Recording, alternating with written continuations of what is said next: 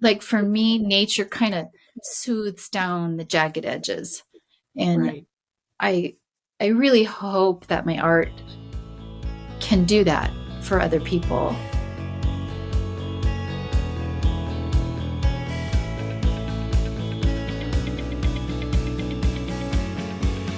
Welcome. Today we have Jodi Kincaid from Jodi Kincaid Studios. She's a fellow artist, creative soul, and I'm really drawn to her artwork because she infuses nature into her paintings and the peace and the solitude that we get when we go out into nature, which is so healing. Um, so I guess without further ado, I'm going to ask Jodi to start out with how you began painting. Oh, thank you guys for having me. I'm so excited to be here. Um, I I used to own a gift shop, and I I remember moving things around and selling things, and I had people in my shop that were creators, and I kept looking at their things and thinking, this is really great that I'm doing this shop, but what's even more cool to me is that these people actually created these things, and I'm just moving around their stuff. So that was sort of the tiny seed of the beginning. Um, and then I just started trying different things, and nothing, I did scrapbooking, and I did collage, I did all kinds of things, and nothing like hit me until I tried painting. And then it was a whole nother world. I was like, oh, wow. And I kind of just decided that's going to be my thing. That's what I want to do. I want to learn it. I want to become proficient at it. And so that's kind of how it began. When did that start? I mean, when did you get the seed? Oh, gosh, that was years ago. I really started painting in earnest, I guess, about 8 years ago, like really trying to figure it out and learn. And, it's a lifelong process.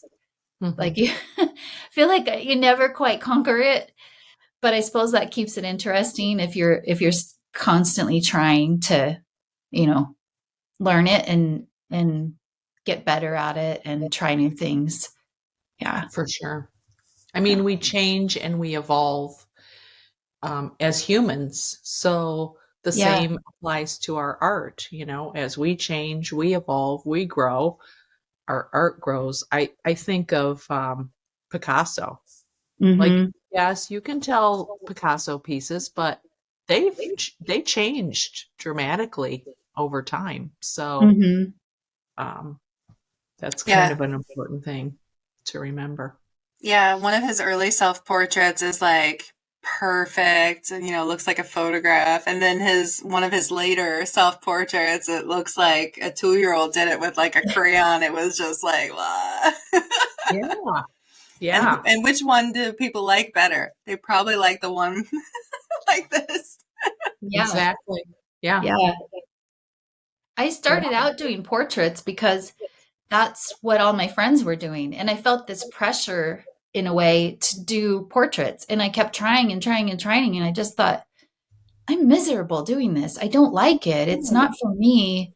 It Mm-hmm. doesn't, this isn't feeding me. This is feeding my perfectionism, like trying to, get the eyes just right and the nose lined up perfectly and the mouth the right shape. And I was just like irritated and frustrated. And I finally just stopped and said, I'm not doing this anymore as far as portraits go, and tried Mm. landscapes.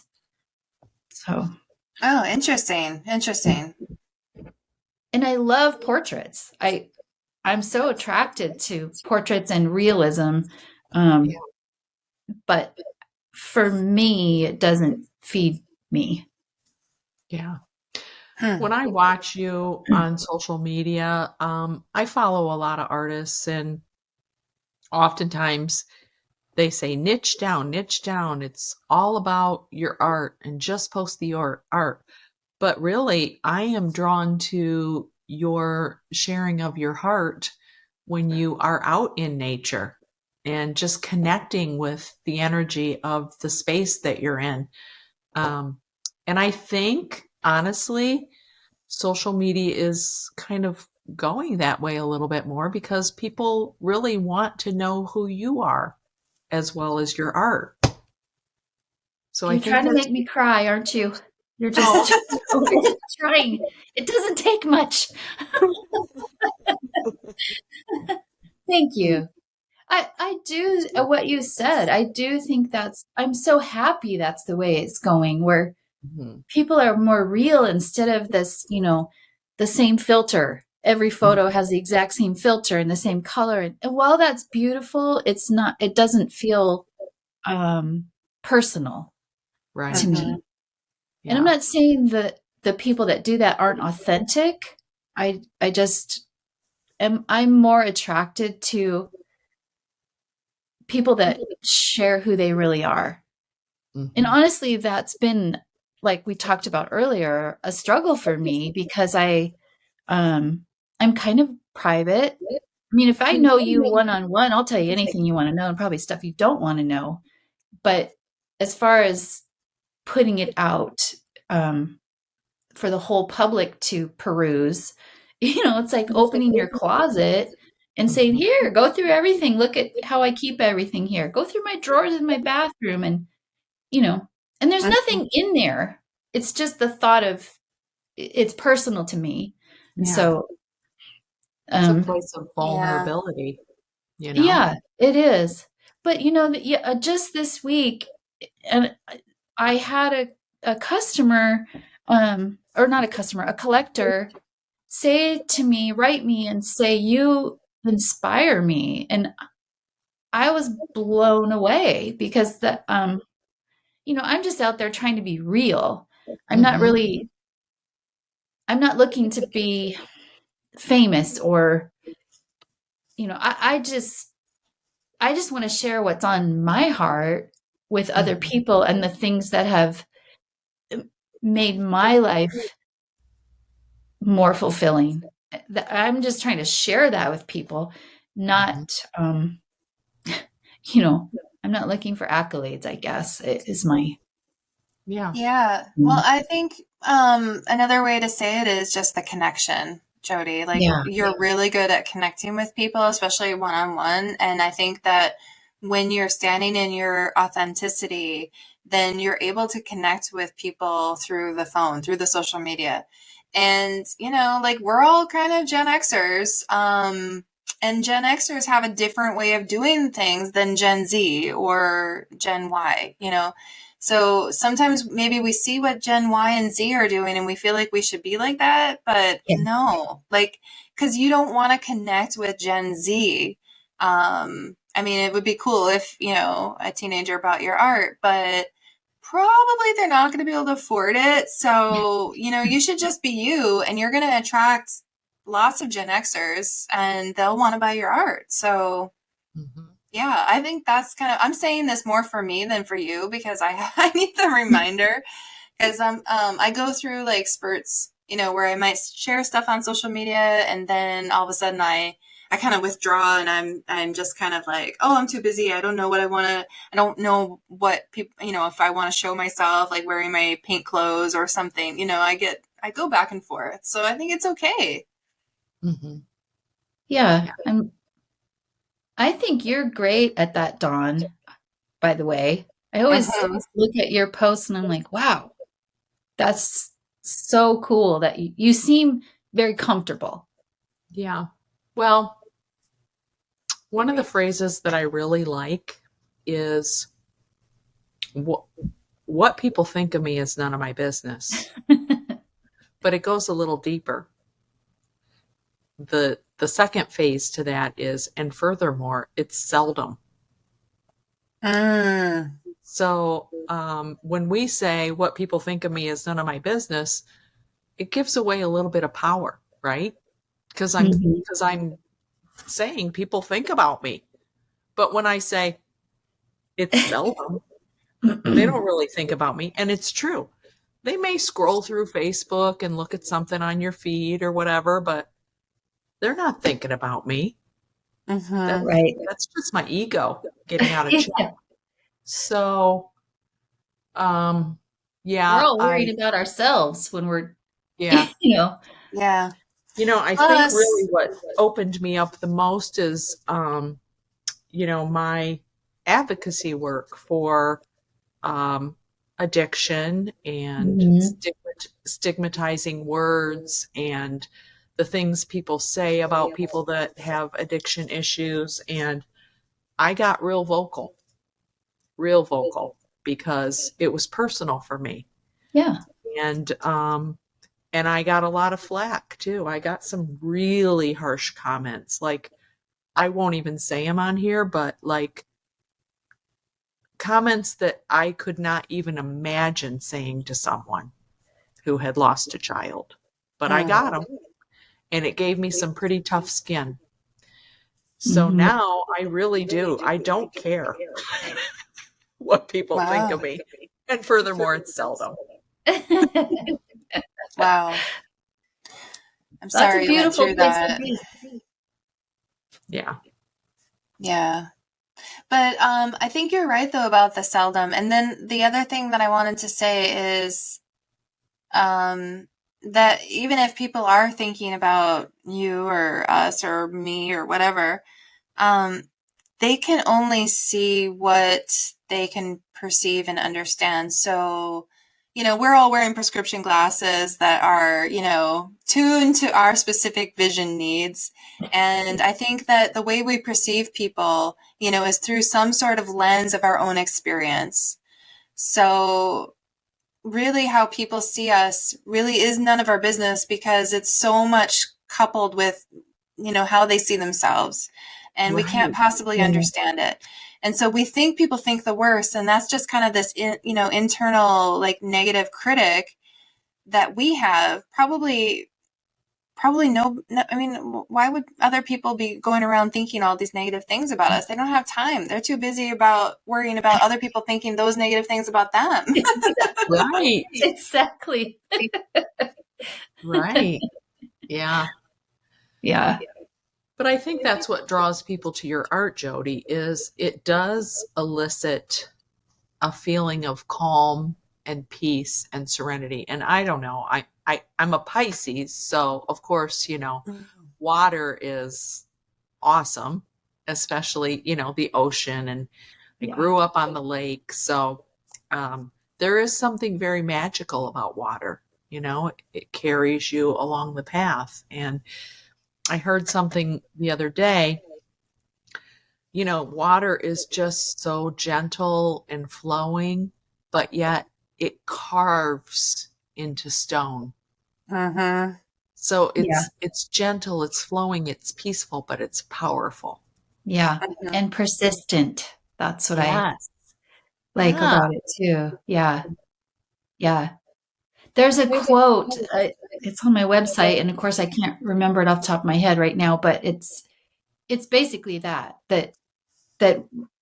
stone, that water isn't carving stone with its power, it's carving it with its persistence. And Mm, so, yeah. and that's Right. one thing I really love about the ocean is that it's powerful and the same and different. I'm not saying that very well. Um, it means it's so many things at one time. Right. It's so calming, but it's also very powerful. And it's the same, but it's different. It's the same. It Yeah. laps against the shore, the same, the same, the same. Hmm. But every time you look at it, it looks different. So I love that. Yeah. I'm a Mm-hmm. Capricorn. I think I'm born in the wrong. I keep checking all the things like this. This can't be right because I'm so attracted to water, and I have been my whole life. Uh-huh. I mean, I grew up at the beach, so we were body surfing, and I remember in school we went to the tide pools, and I was just fascinated. Like I could not stop. I just wanted to touch everything and look at everything. And then we moved away from the beach and lived by a lake. And I just wanted to be in the water all the time, in the water. Hmm. There's just something about it for me. Mm-hmm. Me too. I think for a lot of people, I don't think I have the corner on the market as far as Right, loving right, water, but but right. it really speaks to me. Yeah. Yeah, I think for me, it's really the sun. Like Well, that too. I'm really Yeah. drawn to the sun and the heat of the sun. Yeah. And you live in Michigan. Yeah, It's which cold. I mean, I was born in the Midwest, so yeah, it can be a little tough, but yeah, I do find myself really like looking towards the sun, especially in the spring, Yeah. and just feeling that it's coming back, and it makes Mhm, me happy. mhm. Yeah. Yeah. It's the same here. The Northwest, it's beautiful because it rains so much. And so Right. I have to remind myself of that, come April when I'm thinking about moving someplace like Texas because because I'm sick of it. Yeah. And Yeah. then when the sun comes out, I'm like, oh my gosh, my energy level changes, my mind changes, I sleep less, Mhm. Mhm. so Yeah, but you I need a try lot of to, sleep. It's crazy. yeah. I'm curious, so do you have waterfront property or do you travel for your paintings? No, we live about well, there's a creek maybe a mile away. And then I'm about 15 minutes from multiple rivers. We Hmm. live at the base of Mount Hood, and there's just water. It's a glacier, and there's year-round skiing and snowboarding there. And so there's water coming off of there all the time, and that's where those rivers come from. Wow. So yeah, it makes it nice. I mean, I would love to live on the coast. Um, but our other business is here, so Mhm. this is what we're doing. So when you Hmm. paint, do you paint from memory or do you have snapshots or, how do you do Um, your paintings? Generally, it's from memory. I do have some photos, in the studio, but a Mhm. lot of times it's from memory and from an innate feeling. And sometimes I'll finish a painting and go, "Oh, that's what I saw the other day, 2 weeks ago." Yeah. And I did one a few months ago, and it wasn't about this at all, but I finished it. It was about water, and then I realized that looks exactly like a geode that my grandparents had on their table growing up. That's what it reminded me of. Yeah. It just it like gives me the chills. It just brought all that flooding back for me. Hmm. So Yeah. yeah, I when I'm in nature, I go by myself a lot, and so I try to be really observant and quiet. And honestly, the other day I was up there and I was kind of stressed, and I stood at the river and was almost in tears because it was such a relief and such a I feel very connected there, Mhm.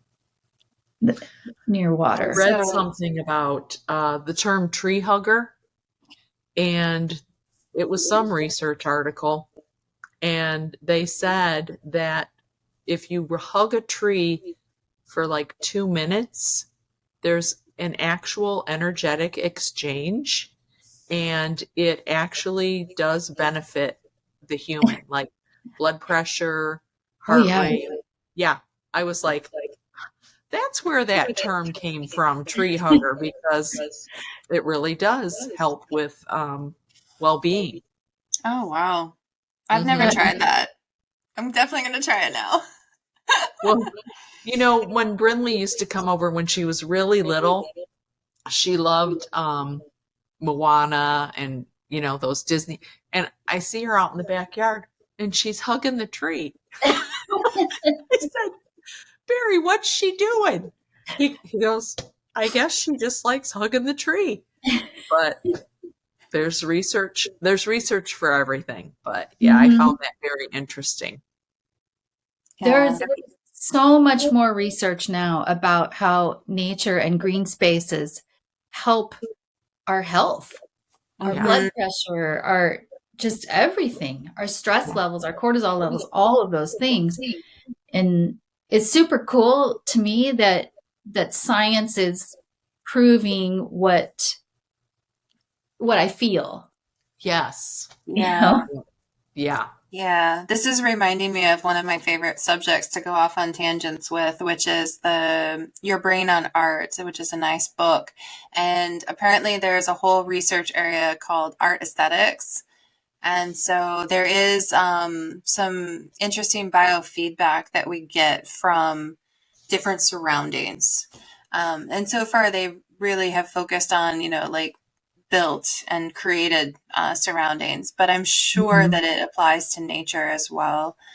And just like the healing and the biofeedback, like our bodies, really can feel calm in certain places in a different way, than you might even think intellectually. So that's Mhm. really cool.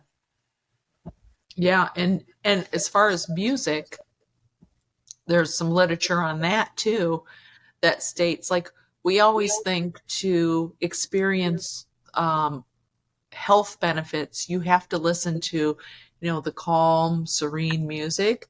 But in fact, this research was showing, depending on the user's preference, that's what actually Oh. gave them the biggest boost of endorphins and health Mm. benefits. And I'm like, oh my gosh, even heavy metal? Yeah. For some people, that's the thing. Yeah. So, Mhm. Yeah, my daughter is definitely listening to a lot of music. She doesn't seem to be very picky or stuck on any one particular kind of music or band. She just listens to so much variety, and I hear her singing her heart out, and I just feel so happy when she's doing that because I've actually heard that that is definitely very healing. yeah, Singing along Yeah. and listening to different frequencies, it really affects us in a very positive way. yeah, for sure. And I You think listen. singing is just like painting or gardening or woodworking or anything, or you're letting it out. It's a Mhm. physical letting out of feelings and emotions. And Yeah. Yeah, It's like and a lot of artists flexing. listen. Sorry, a lot of artists listen to music when they're painting. So I'm curious, Jodi, do you listen to music or do you listen to the sounds of nature when you're sketching and thinking about your paintings? I do both. Um, Sometimes I like it silent with just the window open, and sometimes I listen to a lot of Brandy Carlisle. I don't know Mm, why that. I think she's a very intuitive, sort of heart-centered kind of artist. And but yeah, I listen to different things though too. Sometimes, but mostly it's calming, quieter Mm. kind of music. mm. Yeah. And you've been in a lot of art shows lately. You want to tell us a little bit about those? Yeah, tell us. Yeah, it's always like giving birth almost, because you produce you produce this, for most of the shows that I do, most of them are online. Um, I have to have 12 to 15 pieces to do, and that's a lot. I'm not cranking out a piece in an afternoon. I mean, it Right. takes time. And but those shows have been great because I've met so many interesting people and Mhm. like-minded people, and it's been a really great experience. Yeah. Mm. Yeah. I mean, I saw you in the polymer show, like The the pollinator show. pollinator Yeah. show. And then I'm like, well, here she is in another one. That's awesome. So yeah, I really think that it's great to get your art out there, and it really doesn't. I mean, it's always great to sell pieces, but the more you're present and people are seeing your art, the more Mhm.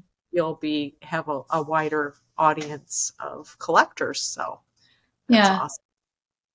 And I've been reading a lot, and I believe more and more that as artists of any sort, we're putting beauty back into the world, and I think Yeah. that's so important,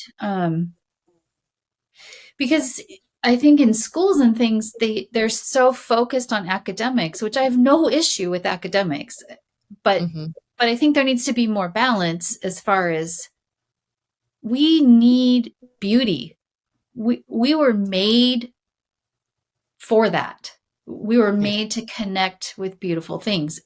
We aren't made to look at concrete and steel, all day long. I mean, No. that's my personal opinion. And Right. Yeah.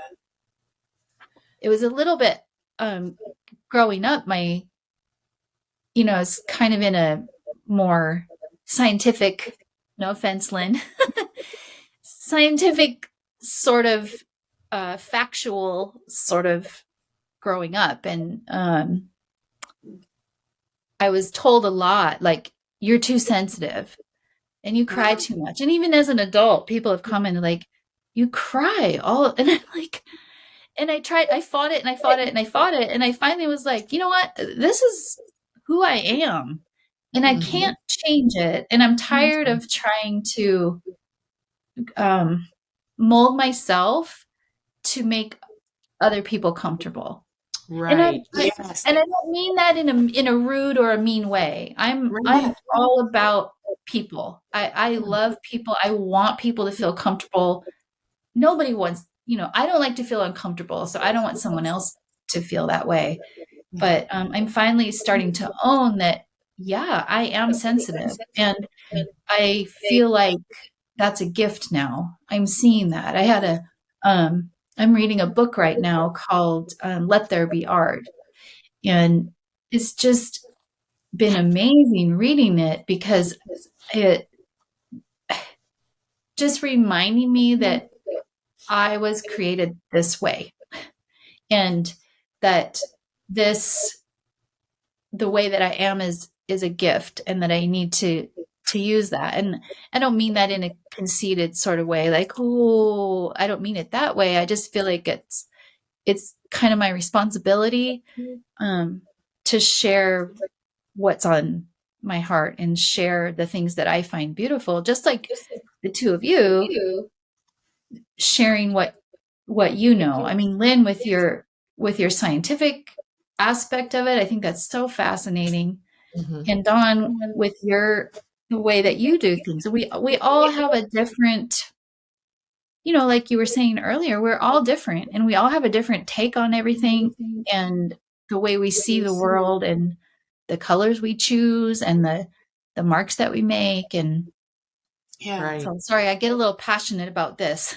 Yeah, me too. And I have a lot to say about this, but I think a lot of our school systems and our institutions are very much formed in a masculine energy.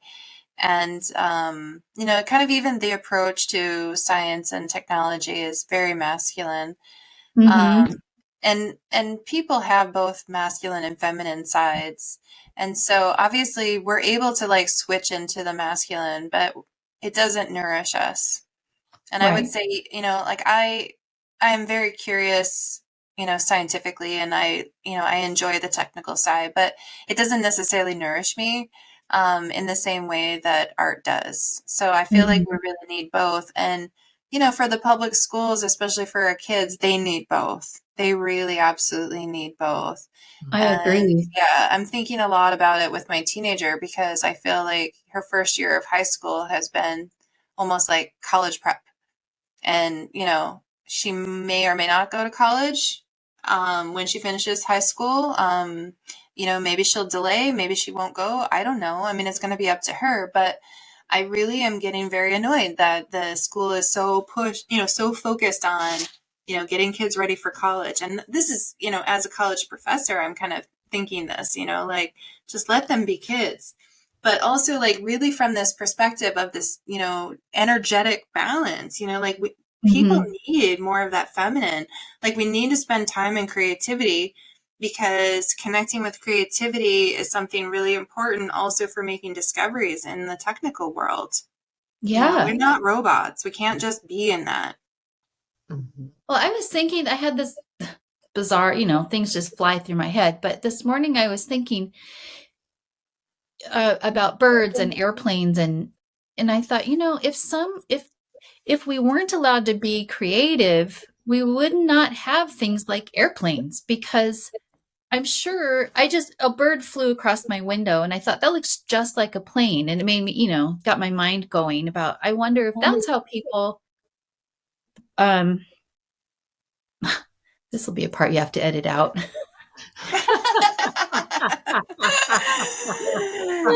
Maybe. I was joking. I was just thinking inventors, if they weren't creative, we would not have the scientific things like what you just said. Like, we wouldn't have airplanes, we wouldn't have skyscrapers, we wouldn't have cars, we wouldn't have basic things if people were not allowed to be creative. Yeah. Well, and Leonardo da Vinci is the classic example, because his notebooks were filled with all kinds of different ideas.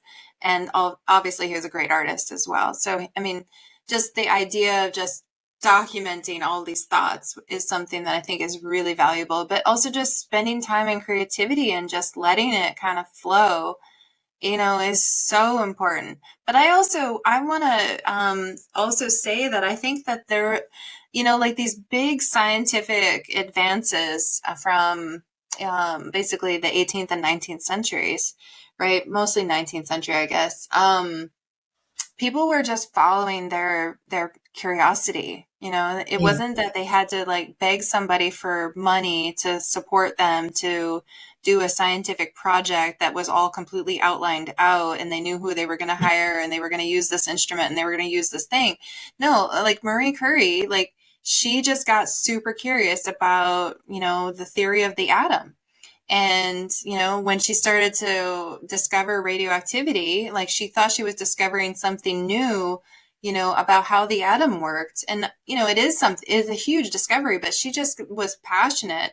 And like, they were just digging all of this, what is it called? Like some sort of pitch, just digging like tons of it to try to isolate the stuff that was behaving differently to understand matter.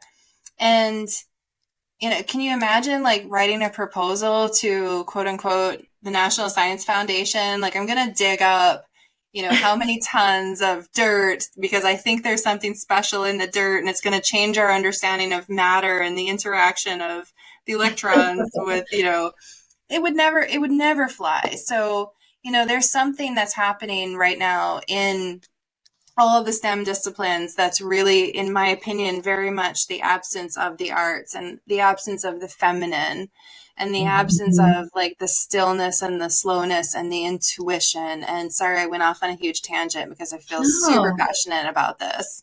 Yeah. I think it's amazing. And you're so right. We're at warp speed all the time, constant influx of information, and no one has time to sit and be and think and discover and, create. Yeah. That's what I think about your paintings, Jodi, is you create a sense of stillness, aka freedom, that people can bring into their space. Thank you. Which is what we need. Just it is. To be still sometimes.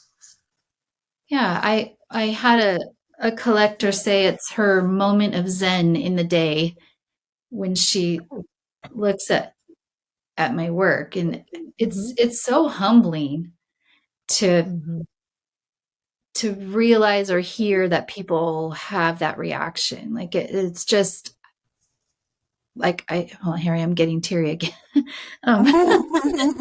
It's allowed. A lot of my paintings kind of start out frenetic, where I'm just slashing stuff on the page, and then the longer I work, the calmer it becomes. And I think it's, my own way of working through whatever. I'm not always angry or sad. It's not that, Right. but just like the excitement and then works down into a calm Mm. space. And, Mhm. you know, Yeah. I really feel that the world right now is, there's a lot of stress. And I really want to be able to put some peace out there if I can, and some comfort, and, something that, like for me, nature kind of soothes down the jagged edges. And Right. I I really hope that my art can do that for other people. Mhm. That's kind of why I and encourage people to be out in nature and take the time. It only takes 5 or 10 minutes. I mean, Right. sometimes I literally only have 10 minutes and I go stand out there in silence and just try to absorb the world around me. And I know not everybody has access.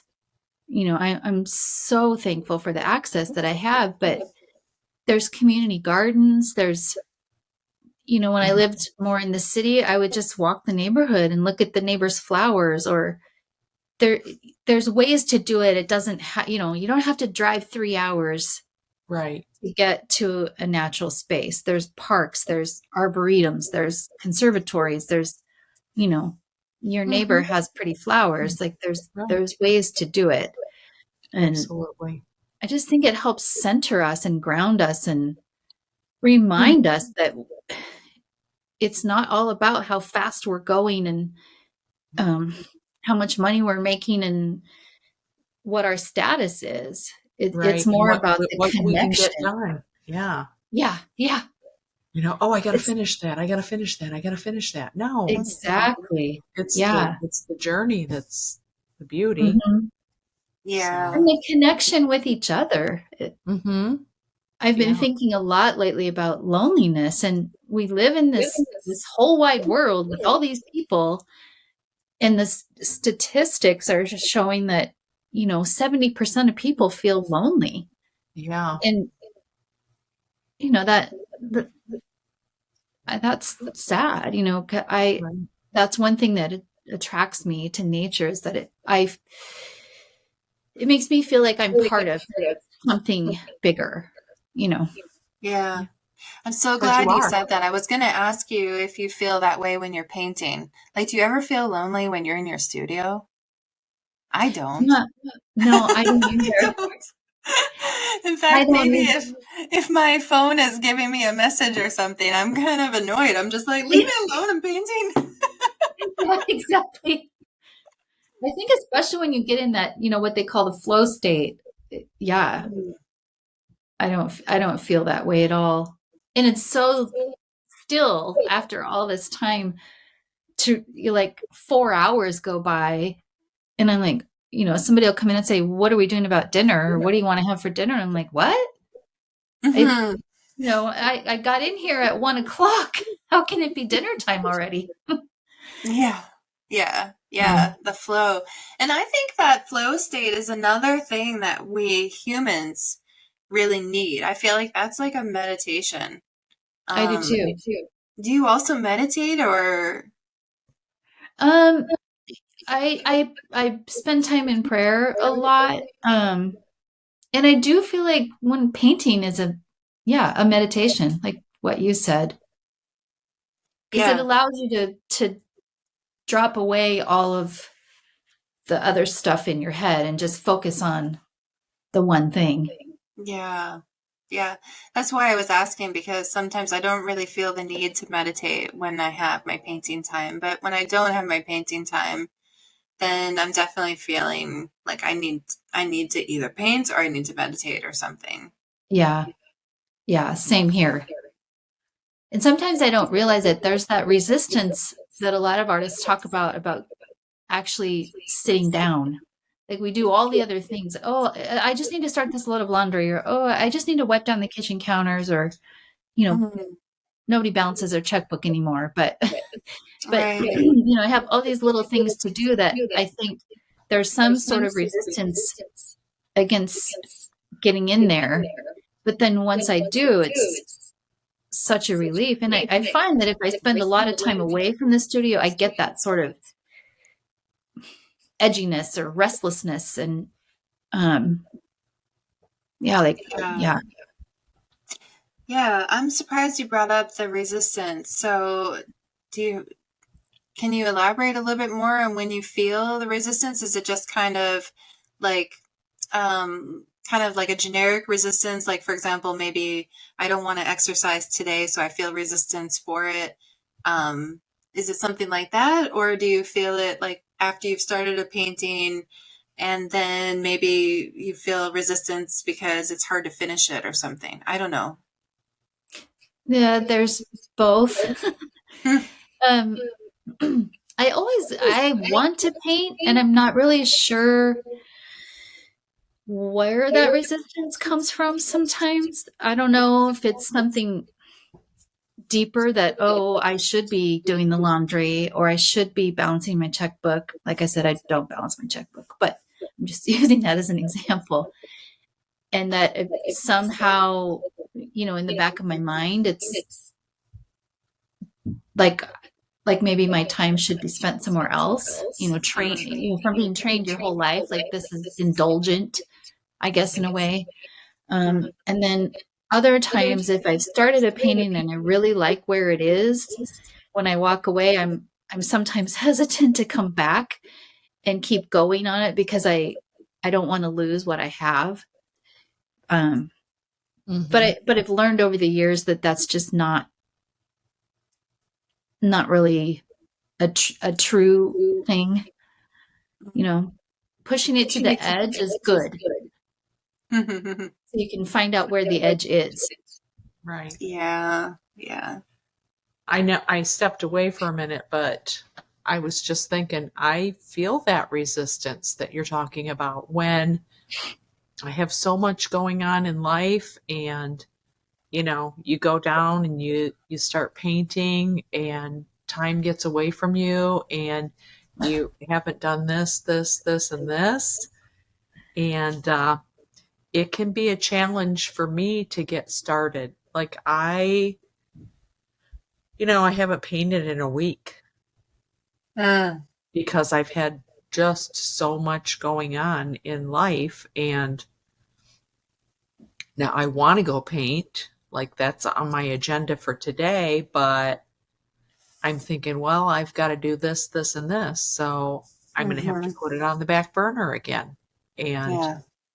it's frustrating because I know that it brings me peace and solitude and I love to do it, but I have other responsibilities. So it's just for me finding the balance.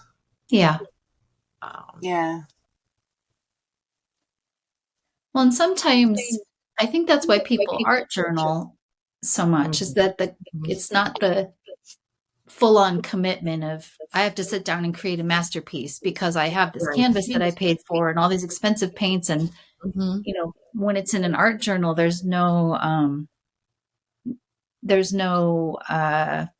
what's the word? This will be another thing. No There's no expectation. expectations. Yes, thank you. I like my brain. I'm like, where is that word? Yeah. Yeah. Yeah. Yeah, I definitely agree. I love just painting in my art journal from time to time. And I think of it a little bit more like the paintings that I do in there are just for me. Like they're not for anybody else. In fact, it's kind of cringy sometimes to think about maybe somebody else seeing some of my failed things that are in my art journal. And then I just remind myself that, it's up to me if I want to show it to anybody. Nobody's going to necessarily have to see it. And yeah, I definitely get a sense of relief, just from that. And some of those pieces actually come out kind of nice. I feel really proud of them. But yeah, the canvas, sometimes like you've got a nice big one, something like that. And, you don't really, sometimes you don't want to waste it. That's how I feel at least. But I'm starting to let go of that because I could just paint over it again. Right. Yeah. Or throw it out and buy another one because, quite honestly, Michael's often has some pretty good deals, or Mhm. wherever, whatever Yeah. art supplier you use. So, I have a confession. So I really do believe that part of my hang up is I lost my art journal somewhere oh, between here and Florida. Oh. on your I don't last trip? know. Yeah. I've looked all over the basement where I keep all my art supplies. I've looked upstairs, I've looked all over the kitchen. I can't find it. And then, people say, "Oh, let it go. Just forget about it. It'll come back." But like your art journal is like your diary, Yeah. right? And I had a lot of diary in that journal and I Mm. can't find it. And then I think, did I leave it somewhere? Did I leave it in Florida? Did I leave it somewhere along the way? I don't know. So I did get out another journal and start like one page and then I put it away. I'm like, I want my art journal. And Yeah, I do I'm think that's sorry. kind of hanging me up. Hopefully it's at your place in Florida. I mean, it's not like you would take it into the restaurant or the No, restroom on your travel back and forth. no, no, but I don't know. It's just Maybe. frustrating. Did you So check under all the seats in the car? Because I know you have like a big car, I so there's a did, lot of seats to yes. check. Yeah. I don't know. So, yeah, I guess it's time for me to start a new one, but that's like a piece of you. Yeah. Mhm. I don't do a lot of art journaling. I think I'm kind of odd that way. I just go straight to the canvas a lot of the time. Yeah. Yeah, I used to think of art journaling as being this kind of this extension of the scrapbooking, that people Mm. were like, making an art journal spread and, like it had to have some words or it had to have some sort of stencil thingy, and then it also had to have nice composition. Yeah. Mhm. But then at some point, I don't know when or where I got this, but I just decided like, oh, wait a second. I like to play with color. I'm just going to play with color. Mhm. And I'm not trying to create art. I'm just trying to like be in kind of like a little bit of that flow state. Yeah. Louise Fletcher, uh, I I follow her, Yeah. and she really elevates that importance of play and Mhm. just practicing and having no expectation. And yeah, I love art journaling. It's when I first started doing it, it took the place of my actual writing journaling.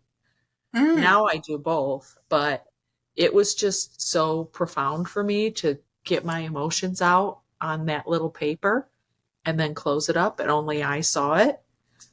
But, I'm evolving too. So writing has been something that is fulfilling for me. And you're in the Creative Life book. We should mention that. Yes. Yeah, let's talk about Yes. your chapter. Yeah.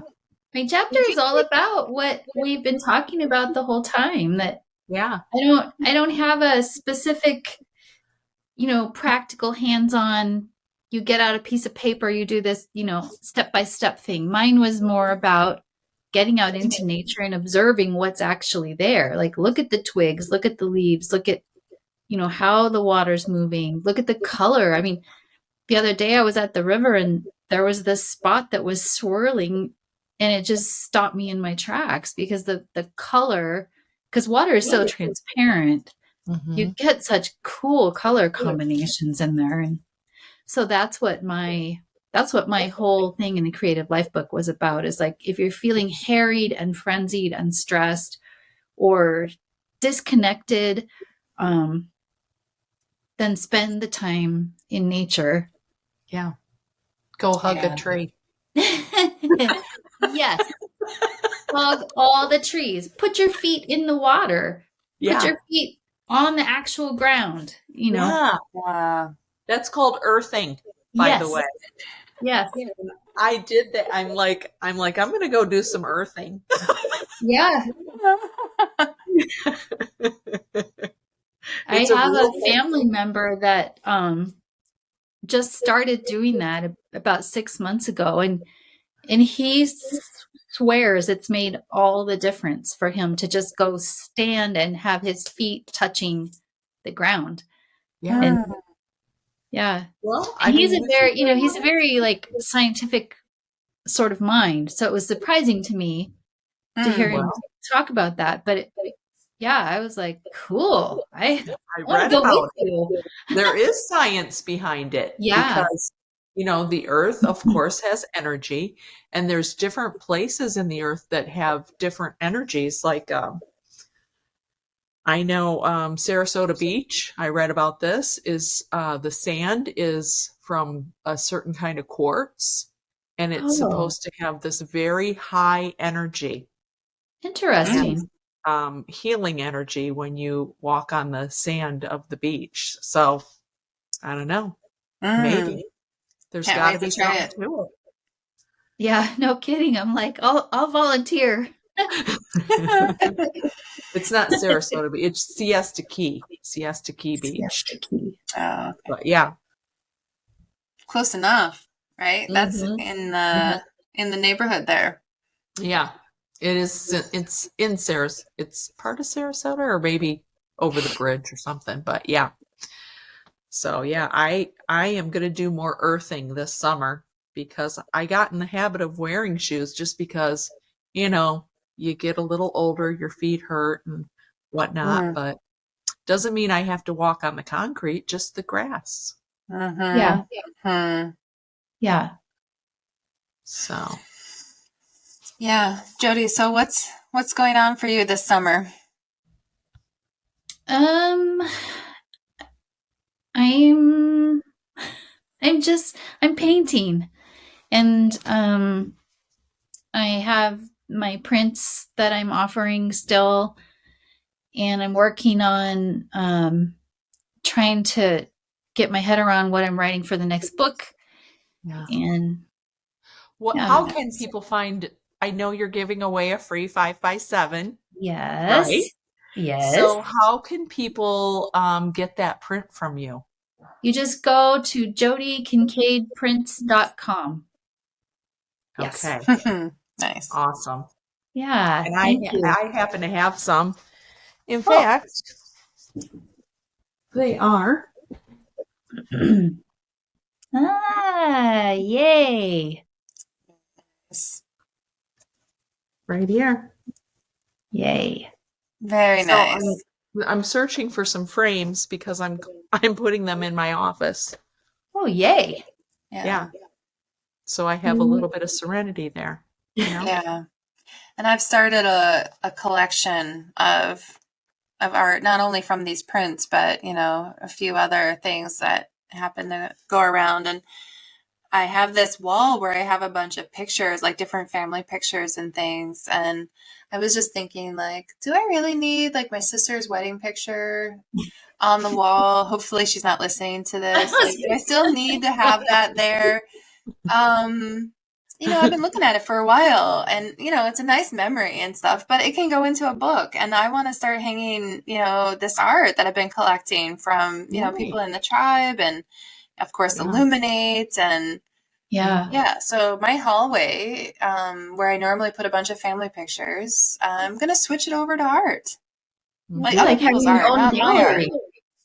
Yeah, I mean, a lot of my other house, I used to have art that I bought. I mean, usually, not like art, like not original art, but prints and things, like, nice prints and really nicely framed. And now I'm like, oh, I'm gonna have to put this thing in the storage unit. I know I paid like $300 to $500, for this, thing to Yeah. be framed, and it's gonna go to storage now. Mhm. Because I'm hanging my art, around in the living room and different places. But yeah, I want to have like a whole, space for everybody else's art. And so obviously, Jodi, you're going to be on the wall. Oh, thank you. Mhm. Yeah. Thank you. Thank you. Well, it has been a pleasure talking with you. I even feel more peaceful and serene now than I did when we first started this conversation. I mean, even your voice has like a soothing effect. So Yeah. Thank I you. really thank you for coming on the podcast and sharing your Oh, heart with us. And we'll link that the place where people can get prints in the comments. If you're watching this, please give us a rating, share it with your friends so that we can grow and get more exposure for our artist friends. thank you Yeah. so much for having me. It was wonderful talking to both of you and Yeah. seeing you face to face. I love that. Absolutely a pleasure, Jodi. Let's do it Yeah. again sometime. I would love Yep. to. All right. All right. Thank you. Thank you.